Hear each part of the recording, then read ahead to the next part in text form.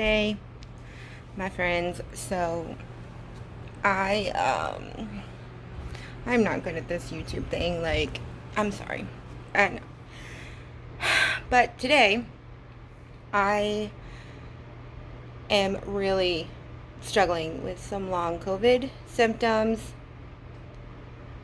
One that has been most debilitating, and I almost forgot like how extreme it came to be until today, which is nerve pain. And when it started about 2 months post COVID. It was pretty much extreme tingling and numbness in my hands and feet. I mean, like, I'm very active, and I tried to stay active, especially as that was happening, because I saw it, I kept seeing people getting blood clots in like the really small ones in their arteries that aren't so noticeable, or so I was concerned, but I also don't like to overreact. So anyways, I kept myself pretty mobile, and that's how it started. Hands and feet tingling and numbness. I mean, so extreme, like, even right now as I'm talking, like, I have to keep this arm moving. So I've had carpal tunnel. I even had the surgery in high school. So I was a softball player, and I got a scholarship to college. So I had to have the surgery so I could keep pitching. But anyway, so I know what that stuff feels like. And my doctor always told me when it swelled up to make sure I just rose it above my heart. So I do have a habit of walking around like this. And that's what angered me when I went to the doctor, because he said, oh, well, it's probably your carpal tunnel acting up. Doc, that was 20 years ago. I don't think so. So, but it got more extreme before I even went to the doctor. It was the worst on my right side, to where the nerve pain would shoot up my hands and up my arm and my elbow and make its way up to my shoulder. And eventually, after about a month, it lasted for a month, pretty extreme, but after about a month, I ended up getting shooting pain up my neck, like right here. It just felt like one nerve shooting straight up my neck and then into my face. And even sometimes, I think I mentioned it in another video, I feel like I can tell this side of my face is just a little more lazy than the other. But I also did have some eye issues. So I always wonder if that's all connected. But so the arm and this side was most extreme. There were times, like, by the end of the day, I could not, for the life of me, lift my hand above my shoulder. And as I was starting to get aware of that, I made a more conscious effort to keep it moving throughout the day, so that by the end of the day it wouldn't be so extreme. And even now, so today I woke up, and just out of nowhere, I mean, I've had this nerve pain a little as time has gone on, but not as extreme as that probably about first month or two after it started. And I'm sorry, I'm all over the place, because I'm just like furious that it's this bad again. But let's rewind a little bit more. So when I had that initial nerve pain, it was so bad that so it went from the hands all the way up the body, and then from the feet all the way up. It was really weird, because I have joint pain, and I had joint pain when I had COVID. I didn't have the nerve pain, but the joint pain, mostly in my hips and my knees, like an old lady. So it's so weird, because when I get the nerve pain, it's like it starts in my joints, like in my hips, and works its way down my buttocks, and then kind of meets itself at my knees, coming from my feet. And sometimes it feels like shin splints when I'm trying to walk. And it's just like, it's like you're numb, like you've been sitting around all day, and I gotta move, But I mean, I'm very active. I'm a reseller. I'm sitting here right now trying to resell, and I'm having a really hard time writing the descriptions, because it's like my texting hand.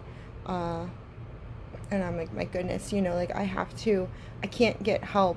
I applied for this long COVID new clinic that opened here in Las Vegas, and you needed a doctor's referral, and I was a little concerned about that because my doctor ran a bunch of tests, and despite things being abnormal, he said that these things just happen, and threw a bunch of drugs at me and said, come back in a few months and we'll test everything again. And I'm like, that's not the answer, and I'm not taking all your drugs, because that's exactly why they don't want COVID patients to take fever reducers and things like that, because then you can't monitor your symptoms.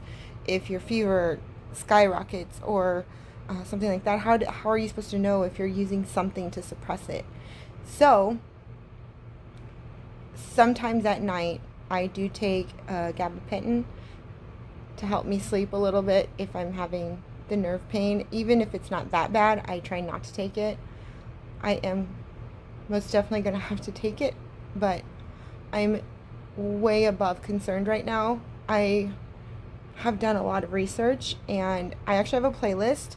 It's called C19, just a lot of research and stuff that I've contemplated, from actually having it. My dad also died from it, so it's a little bit of everything if you want to look at it, but I'm having a really hard time explaining why this is happening, like explaining to myself. Obviously, I'm not a doctor. I don't know. I woke up and it was like extreme, pretty much just in the upper body, but now so I went about the day. I had packages to drop off. I kept myself mobile, like I can get through this, and then it kind of like wasn't as extreme. And now, middle of the day, it's like 5 o'clock. I'm very mobile right now. I'm picking through stuff and posting it for sale, and it just out of nowhere, and now I can feel it coming down the right side of my legs as well. I thought, you know what, you have to keep updated on your channel, because on my Facebook, I'm not a huge Facebook person, but I do use it a lot. There's some really good support groups on there, and that's very important when you're going through a long COVID journey, because a lot of people don't believe you, and especially for me, I'm really grieving because my daddy lived with me, moved out here to Vegas to retire, so the last 2 years we were living together, and I'm so thankful that I got to spend that time with him, but that just shows how close we were, and I'm really grieving. But I'm very angered that now a lot of people, even the doctors, have disregarded my pain because they think it's mental pain. And I agree, I understand that, but these are pains I've never felt in my life. And when there's millions of other people experiencing it with the same response from their doctors, that's not fair. It's not okay. And so as I post on my Facebook awareness about it, it's like I'm talking to, I don't know, like blank stares. Like people are like, is she just making this up? Like long COVID, No, it's really a thing, but they don't talk about that on the news. And why are we spending so much energy trying to get people vaccinated? If they choose not to, that's their choice. Move on. You have yet to tell us what really happens with COVID. Like, lots of things are happening. What happens long COVID? It's now declared a disability. And, well, I wonder how many people are actually getting disability, because we can't get doctors to listen to us. I am currently looking for a new doctor. So if anybody is in the Las Vegas area that has a doctor to even just like help me, I know that there's probably no answers, but don't disregard me. Don't disregard me. I couldn't even get unemployment for this because, well, I lost my job when I was sick and my dad was sick, and now I'm having a heck of a time, like, especially with the brain fog. Everything takes me so much longer to do, and it's so frustrating. So it's almost like they want you to give up, but I can't give up because I don't have choice now. I've lived on my own for a long time. I know how to do that. I own a home. I have done really good for myself. So it's very frustrating that I just can't I just can't. Like, I can't.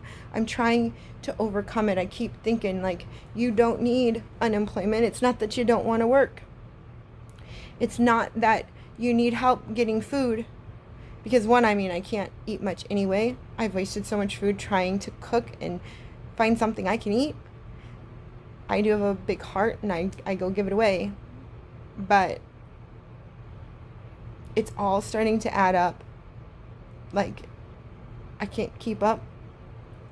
I'm driving Uber. But some days, I'm sure you know if you're experiencing it, the fatigue is unreal. But you know what? Okay, so one, I never really understood fatigue. It's not really tired. There's things even mentally exhausting, like sitting there trying to fill out an application for food stamps or like unemployment is really hard for me. And I've worked with the public for a long time, like helping others do those things.